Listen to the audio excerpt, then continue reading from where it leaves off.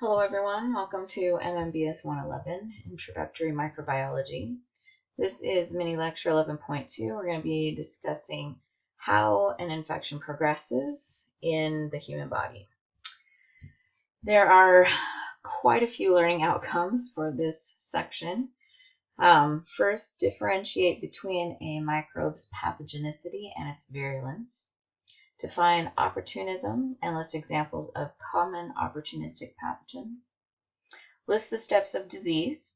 Identify several points of entry and exit. Define infectious dose and explain its role in establishing infection. Describe 3 ways microbes cause tissue damage. Compare and contrast endotoxins and exotoxins. Define virulence factors. Diagram the stages of disease. Differentiate and provide examples of types of reservoirs. List different modes of transmission. Define healthcare-associated infection and identify the 3 common types. And finally, list Koch's postulates and discuss when they would not be appropriate in establishing causation. So there's quite a bit to discuss in this section. First, let's begin with some terms. So a pathogen is considered any microbe whose relationship with its host is parasitic, and that relationship generally results in infection and disease. And we consider disease any deviation from normal health. So an infectious disease is a disruption that's caused by microbes and or their products. Okay. So an infectious disease is disease that is caused by microbes, whereas disease is really any deviation from health, whether it's by a microorganism or some other factor. The type and severity of infection depends on the pathogenicity of the organism and the condition of the host. So when we're talking about pathogenicity, we're talking about the ability of an organism to cause infection or disease.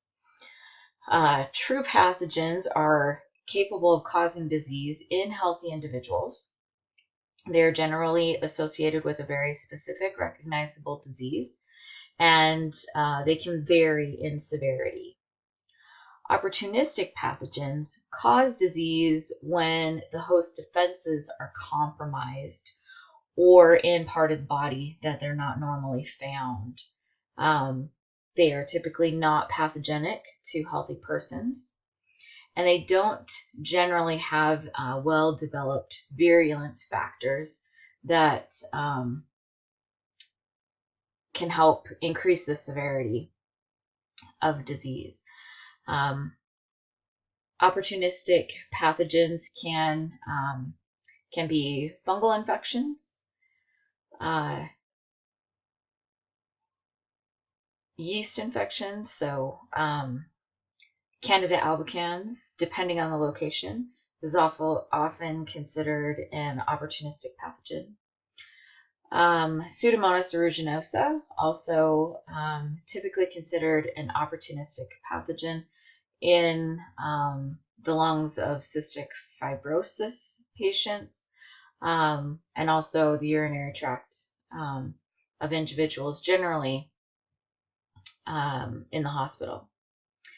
Virulence relates to the severity of a disease that's caused by a specific microbe. And it's determined by the organism's ability to establish itself in a host and its ability to cause damage. So a virulence factor is any characteristic or structure that increases a microbe's ability to establish itself and cause damage. So these would be things like toxins, a capsule, attachment structures, particular enzymes, any characteristic or structure that would increase an organism's ability to establish itself and cause disease.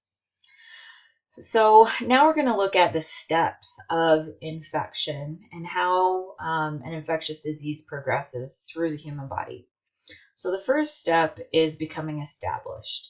So the organism must establish itself in the host by finding a port of entry, a route to get into the tissues or the body. Exogenous organisms are microbes that originate from a source outside the body. Endogenous organisms are microbes that already exist on or in the body. So these might be normal biota that, because of some change in the body, have either found themselves in a new place, or they have grown out of control. There's some kind of change in the normal flora. Or they could be a previously silent infection that has now been stimulated. The majority of pathogens have adapted to a very specific portal of entry. So, for example, influenza infects nasal mucosa and not the skin. That's its port of entry. Occasionally, an infectious agent can enter by more than one portal. So, for example, Mycobacterium tuberculosis can enter through the respiratory tract or the gastrointestinal tract.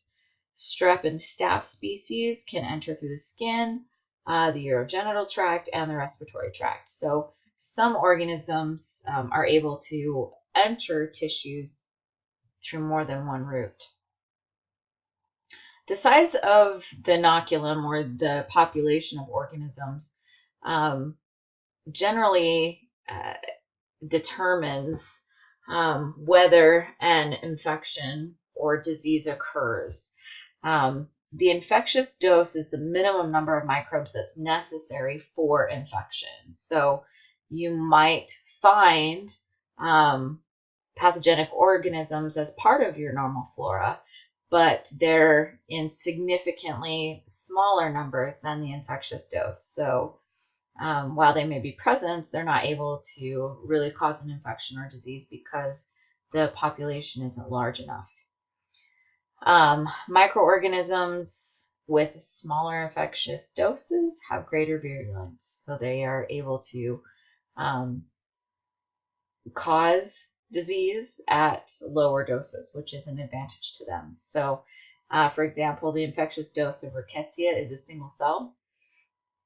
For tuberculosis, giardiasis, coccidiomycosis, about 10 cells.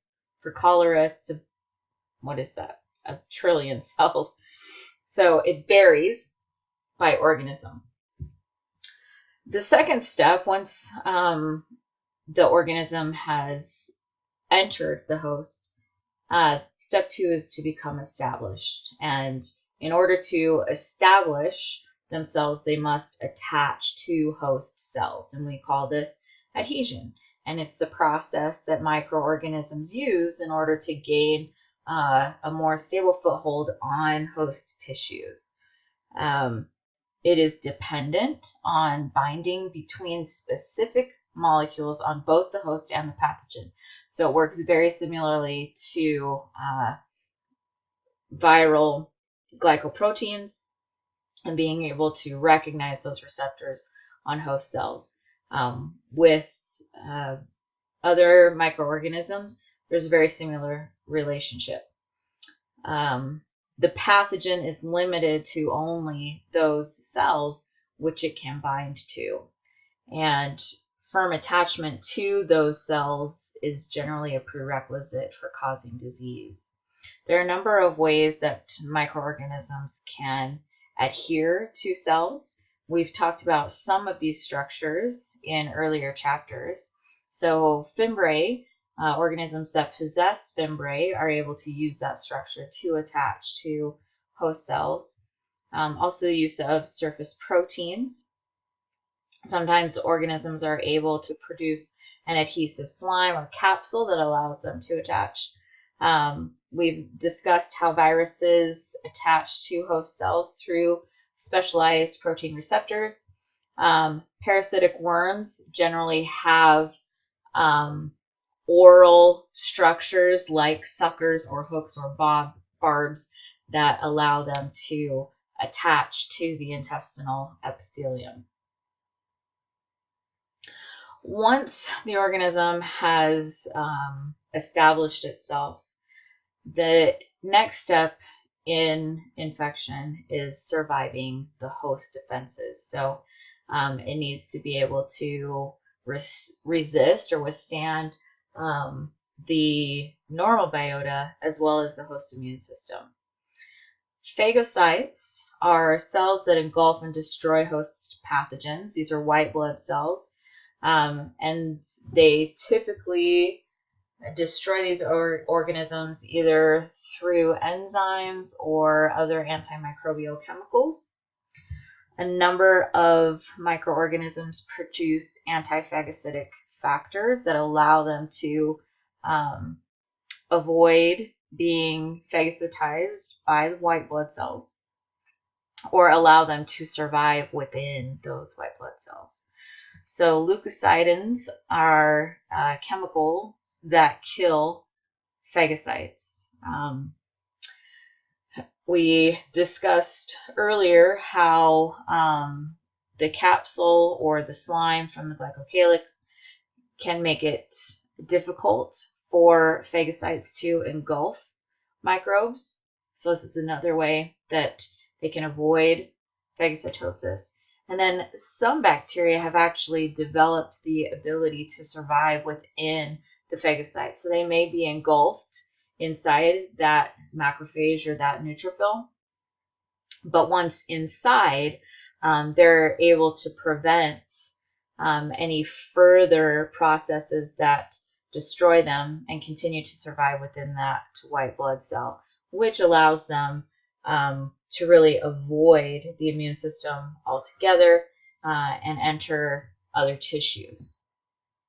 The next step is causing disease. So once the organism is under the host, it's established itself, it's able to avoid the immune system, then disease occurs. And we discussed virulence factors. These are adaptations, structures, characteristics that microbes use to cause disease. And there are 3 ways that microorganisms typically cause damage to the host. One way is directly through the action of enzymes. Another way is through the action of toxins, and we'll talk more closely about some of these toxins. There are 2 types, endotoxins and exotoxins. And then they may cause damage indirectly by stimulating the host's immune response excessively or inappropriately. And the action of those immune cells then causes damage like necrosis. So some enzymes that microbes use to cause disease, we would consider these virulence factors. The first are exoenzymes, and these are enzymes that are secreted by microbes into the environment. They break down and inflict damage on tissues. They are able to dissolve the host defense barriers and promote the spread of disease to other tissues. A toxin is a specific chemical product of microbes, plants, and some animals that is typically poisonous to other organisms. In microbes, there are 2 types of toxins. Exotoxins are proteins that are secreted by microbes that act upon certain cell types. Endotoxins, these are structures associated with the bacterium. Lipopolysaccharide is an endotoxin, and the only endotoxin really that we know of. It's part of the outer membrane of gram-negative cells, and it can produce a variety of symptoms and cause a number of different types of effects on tissues and organs, including fever, inflammation, hemorrhaging, diarrhea, are all results of endotoxin. The final step is vacating the host. So once disease has been caused, then the organism is going to look for a portal of exit. And this is the specific route that the pathogen is going to use to exit the host. Generally, it's the same as the portal of entry, but sometimes some pathogens might use a different route. Organisms can be shed through secretion, excretion, discharge, or sloughed tissue. And a high number of microbes in these materials increases the likelihood that the pathogen will then reach other hosts. So, for example, the influenza virus, its portal of entry is the upper respiratory nasal mucosa. That is typically the portal of exit through sneezing, coughing. Those droplets pass through the air. Another individual may inhale those droplets, and then that disease or that infectious agent is transmitted from one person to another. So now we need to look at the process of infection and disease. And we're first going to look at the establishment, spread, and pathogenic effects of infection and disease. Microbes, once they've entered the host and established themselves, they typically settle in a particular target organ, and then they're going to cause damage to that site. Host tissues tend to be weakened by the growth and multiplication of pathogenic organisms at that site. The growth of these organisms tends to obstruct structures, especially tubular structures, things like blood vessels, lymph vessels, fallopian tubes, bile ducts, any tubes or ducts within the body. And then they can also cause necrosis, and this is accumulated damage due to pathogens, which leads to cell and tissue death. So in the image on the right, this comes from your text, you can see that there are a number of different types of infections. And those types of infections are related to where the organism settles and multiplies, and then what happens afterwards. So in some situations, the microbes enter the body and they remain in that target tissue. They don't spread, and that's what we call a localized infection. A systemic infection, the infection spreads to many different sites and tissues within the body.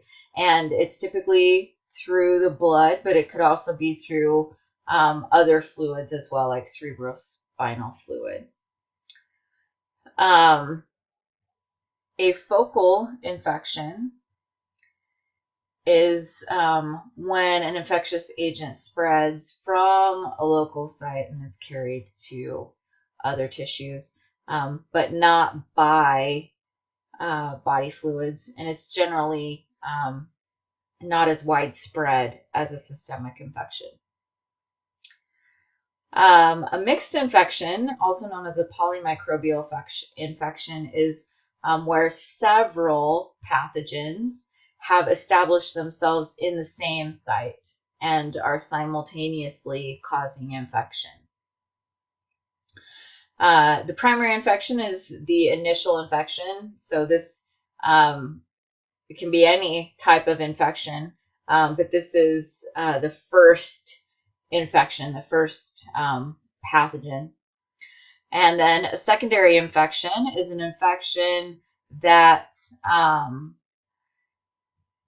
follows the primary infection. Typically, this is an opportunistic pathogen that follows after the initial pathogen because the host immune system is compromised by this primary infection. Then we get a secondary infection that follows afterwards, and it tends to complicate the symptoms and treatment of the primary infection.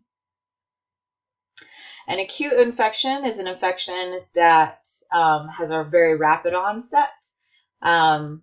It's typically severe but very short-lived. A chronic infection is really the opposite of an acute infection. It's an infection that progresses and persists over a very long period of time.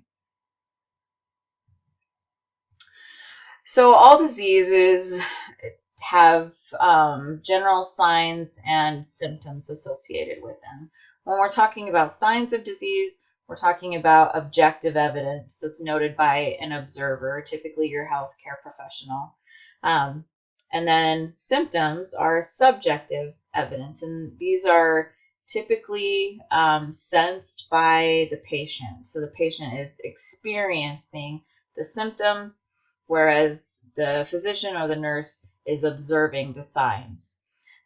Some typical signs of disease are things like edema, when there is swelling or excessive fluid in the tissue, granulomas and abscesses, lymphadenitis, leukocytosis, leukopenia, septicemia, bacteremia. So we have an increase in white blood cells or multiplying organisms. These are all examples of signs. The patient is going to experience the symptoms. So we're talking about things like pain, soreness, swelling, fever, anything that is sensed by the patient, nausea, any of those conditions that you're going to experience as a result of the disease. And a syndrome is a disease that's identified by a certain complex of signs and symptoms. So you're going to have very specific characteristics, signs, and symptoms that are going to be combined and associated, and that is what we would call a syndrome. Many infections go unnoticed. There are no noticeable symptoms. The microbe is present, but the host is not experiencing any signs or symptoms of the disease.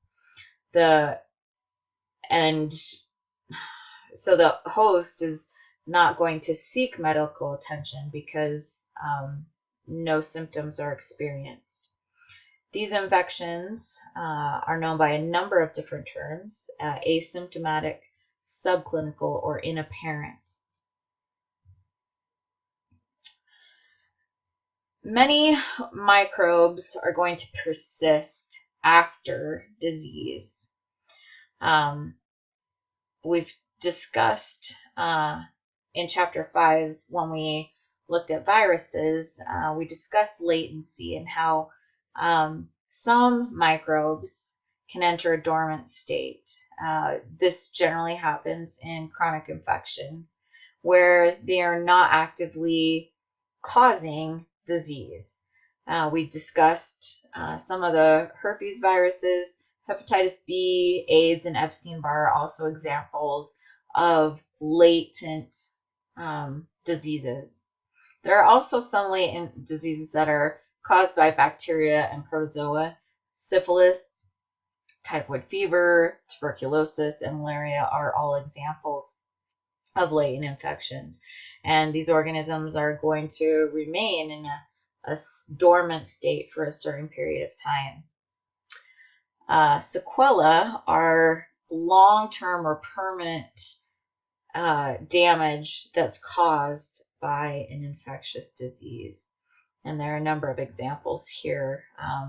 Meningitis can cause deafness. Strep throat can cause rheumatic heart disease. Lyme disease can lead to arthritis. Polio to paralysis. So these are, this is permanent damage that is caused by an infectious organism. So here are the stages of infection, except for the transmissibility of organisms. So we're going to have an incubation period, and this is the time from the initial contact with the infectious agent to the very first appearance of symptoms. The microbial agent is multiplying at the portal of entry. Typically, during that time, there are no symptoms. The incubation period is varied depending on the organism. It can range from several hours to several years. And the majority of infections range from 2 to 30 days as the incubation period. Then we have the prodromal stage, and this is a 1 to 2 day period when the earliest notable symptoms of infection appear. And it's generally associated with this vague feeling of discomfort. You just don't feel well. You recognize that something isn't right. Then we have the period of invasion, and this is when the infectious agent multiplies at high levels. It exhibits its greatest level of toxicity and becomes well established in the host. It's generally marked by fever and other prominent and very specific signs and symptoms. It is extremely variable in length depending on the condition and health of the host. And then we have the convalescent period, and this is typically the period of recovery. So the patient begins to respond to the infection, immune response is triggered, it's effective, and the symptoms begin to decline. Many patients stop taking antibiotics during this period because this is the period where you start to feel better. How these microbes are transmitted to cause infection and go through these steps varies depending on the organism. Measles is transmitted during the incubation period. However, Shigella is transmitted during the invasive period. Hepatitis B can be transmitted during all periods of infection. So it really varies depending on the organism. This is an image from your text that breaks down the infection stages and then the relative intensity of symptoms over time. So you can see the incubation period there, typically not associated with any symptoms. The greatest intensity of symptoms is, of course, during the invasion stage, and then we begin to sort of see that intensity drop as we enter the convalescent period. So now we're going to discuss reservoirs and how these pathogenic organisms continue to persist within the population and within the environment. A reservoir is the primary habitat in the natural world from which a pathogen originates. And these can be living reservoirs or they can be non-living. So humans can be reservoirs, animals, plants, insects can all be reservoirs. We can also have non-living components. Not sure exactly why plants is listed in the non-living, but things like soil, water can also harbor pathogenic organisms. The transmitter is the individual or the object where the infection is acquired. In syphilis, the reservoir and the transmitter are the same. So syphilis has a human reservoir. It's also transmitted by humans. Hepatitis A, the reservoir is human, but the transmitter is food. So the organism is actually shed by the human reservoir ends up in food, typically food that isn't well cooked, and it's transmitted that way.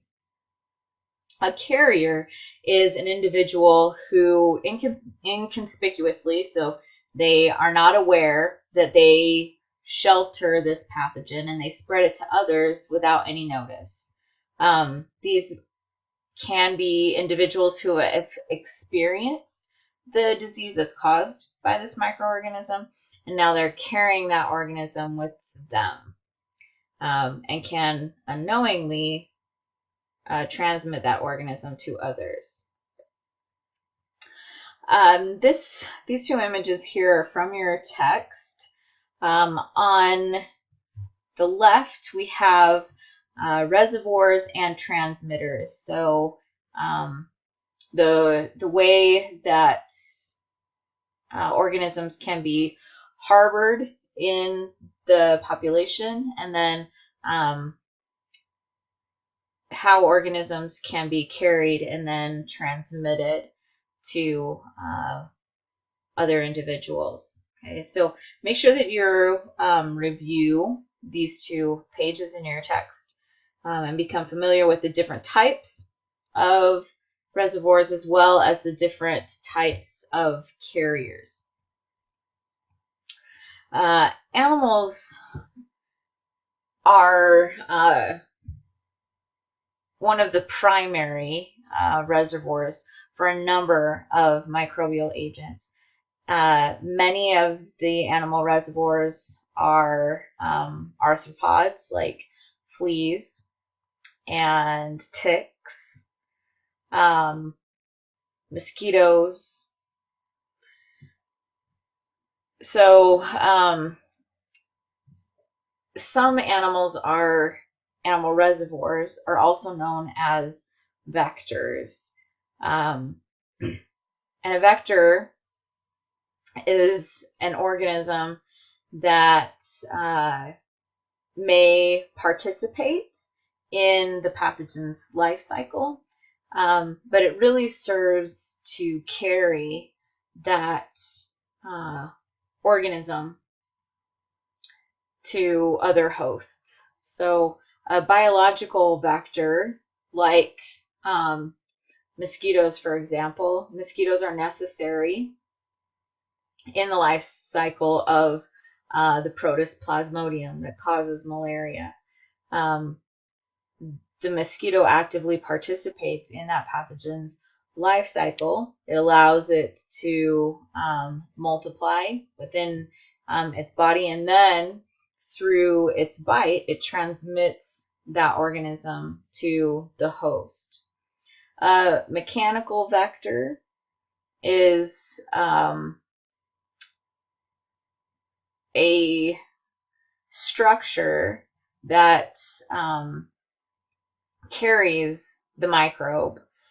Typically, these are body parts, so they might be the legs or antenna of the organism, and then it gets carried on the body of that vector and transmitted to another organism. Larger animals can also spread infection, so it's not just insects. Mammals are the reservoir for rabies. Birds are the reservoir for psittacosis. And lizards are the reservoir for salmonellosis. So these larger animals can also be reservoirs for microbes. Zoonosis, or a zoonotic infection, is an infection that is indigenous to animals. So it's normally found in the animal population, but can be transmissible to humans. And there are a number of zoonotic diseases. The Ebola virus is zoonotic. These diseases or infections can be transferred between animals and humans. Many of them have multi-hosts, so there's more than one host for that particular disease agent. The spread of these diseases is promoted by close association between humans and animals. And zoonotic diseases make up 70% of all the new emerging diseases worldwide. And a lot of this has to do with the way we have changed the surface of the earth and how we have altered ecosystems as we remove more forest land, as we move and develop into places that were previously undeveloped. We are in closer association with many of these animals that harbor these infectious agents, and we then become exposed to those organisms. The infectious agent is impossible to eradicate without also eradicating the animal reservoir. So without completely wiping out a particular organism, that infectious agent will always be present. So how are infectious agents transmitted? Well, there are a number of ways. There are two main types, horizontal and vertical. Vertical transmission occurs from parent to offspring. Generally, this happens with the egg or the sperm, occurs in the placenta or from mother's milk. Horizontal transmission is spread from person to person, one infected individual to another. A communicable disease is a disease in which an infected host can transmit the agent to another host and establish infection in that host. If a disease is contagious, then it is highly communicable, especially through direct contact. So a communicable disease can be transmitted from one host to another. If it's contagious, that means this kind of transmission is very effective. And some agents are highly contagious while others are only weakly contagious. A non-communicable disease is an infectious disease that does not arise through transmission of the infectious agent from host to host. These infections typically occur because the individual is compromised and they become invaded by their own microbiota, or the individual comes in contact accidentally with a microbe that exists in a non-living reservoir. Make sure that you are familiar with this image from the text. There are three ways that organisms can be transmitted horizontally, and that is through direct transmission. So the host actually comes in contact with either the infected host or some kind of tissue from the infected host. So it could be body fluids or infected tissues or structures that are contaminated with infected tissues. Indirect transmission, the infected individual contaminates some kind of inanimate object. So that object then is the means where transmission occurs. The individual comes in contact with that contaminated substance. And then, of course, there's the vector transmission, and that can occur through contact with the vector or a bite from the vector.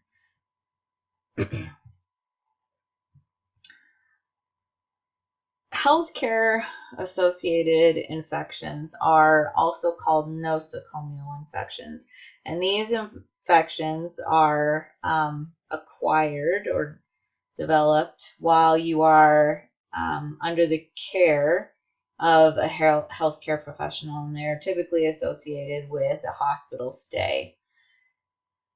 5% of all patients develop a nosocomial infection. Every year there are about 2 to 4 million cases of hospital or healthcare associated infections, which result in about 90,000 deaths. There are several factors that are associated with nosocomial infections. When you enter the hospital, most individuals in the hospital are compromised. They're either on antibiotics, or they are on an immune suppressant, or they are receiving some kind of chemotherapy that suppresses their immune system. Hospitals are also a collection point for pathogens. When we are sick, we go to the hospital and we carry those pathogens with us. Their lowered defenses within the hospital permit their normal flora to enter other parts of the body where they are not normally found, and this can lead to disease. Infections can be acquired directly or indirectly from the environment in the hospital. And many healthcare professionals are also carriers. So they may carry some of these infectious agents on their body as part of their normal flora because they are exposed to them regularly, and then they can transmit those to other individuals. So this pie graph here shows you the types of nosocomial infections, or the most common types, and the percentage of all nosocomial infections that are associated with that type of infection. You can see urinary tract infections, 40%. So UTIs are a common healthcare associated infection. There are a number of healthcare processes that also lead to nosocomial infections. Any treatments that use reusable instruments, such as respirators and thermometers, those tools can become contaminated, and if not disinfected or sterilized properly, they can then transmit any organisms to a new host. Any indwelling devices can also cause an infection. Things like catheters, prosthetic heart valves, grafts, drainage tubes, tracheostomy tubes. These can all be colonized by organisms. These particular devices are generally associated with microbial biofilms. They're very difficult to remove and generally lead to disease. Also, a high proportion of the hospital population receives some kind of antimicrobial therapy. And in the hospital, drug-resistant microbes are selected for at a much higher rate because antimicrobials are used so extensively in the hospital setting.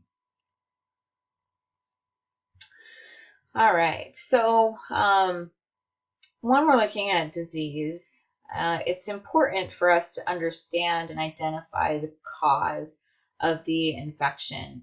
And this is where Koch's postulates come in. We talked about this briefly in chapter 1. There are 4 postulates to help us identify the causative agent. And postulate number 1 is to provide evidence of a specific microbe in every disease case. So we're looking at cases of disease with similar signs and symptoms, and we want to find evidence of microbial growth involved in that disease. Postulate 2 is to isolate and cultivate that microbe from an infected subject. Postulate number 3 is then to inoculate a healthy subject with the isolate and then observe the same disease. And the final postulate is then to re-isolate that very same agent from the new subject. And then following these postulates, then we are able to identify the cause of the disease. Early in modern medicine, this really made sense, and it really helped us to understand the connection between microorganisms and disease. However, as we have begun to understand the human microbiota and how certain diseases are caused, there are some problems with Koch's postulates, and they cannot be applied in every situation. First, some organisms are difficult to grow in the lab, especially organisms that are pathogenic to humans and cause disease. Many of these organisms are just really difficult to grow in laboratory conditions, and they need special nutrients or they need a special environment in order to grow. Another problem is that the response in animals is not always the same as in humans. So when you get to postulate number 3, when you're inoculating a healthy subject, we're not going to inoculate a human with this disease. We're typically going to inoculate an animal. It's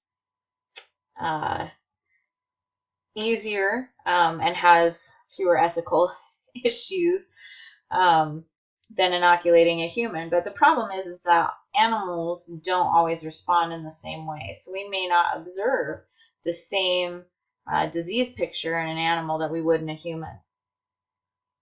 Also, if we're talking about a virus, viruses have a very narrow host range. And often a virus that we isolate from human tissues will not likely cause disease in animals because those receptors that are specific to the cells and the tissue type and the species that the virus recognizes will not be present. So we're not going to get any kind of disease. Another problem is that some diseases are caused by a mixture of microorganisms. So we might be able to isolate one organism, but possibly not every organism. And we would need to be able to isolate every single organism and combine them in the right way, and then inoculate a healthy subject with all of those organisms in the right combination in order to see that same disease picture. And it's really not feasible to do that. So while Koch's postulates helps us in some situations, in many situations, it just does not apply and it's not really effective. And that is the end of mini lecture 11.2. These are our checking in questions. Make sure you go through these and ensure that you can answer them correctly. Remember to review the learning objectives and make sure that you understand those. Here's our critical thinking question. So looking at the organism growing on the agar plate, what chemical is this organism producing? And how does this chemical add to an organism's pathogenicity? So think about those two questions and form a response. And once you think you have a good understanding and you've figured out how you would respond, come back to the PowerPoint and check your answer on the next slide. And hopefully this video was helpful.